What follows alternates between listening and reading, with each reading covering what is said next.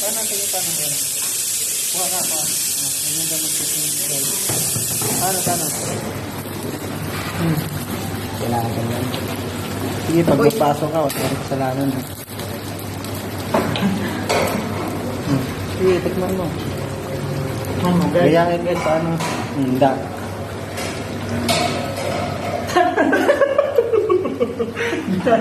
Kinaya ka. Ano? Gino ka ba, pre? Lagyan natin asin, kunti. Ay, naulam namin yun. Salmerilla. Malambot na.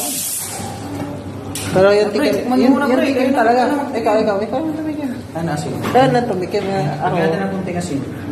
Ewan ko na, masyado sa panlasa.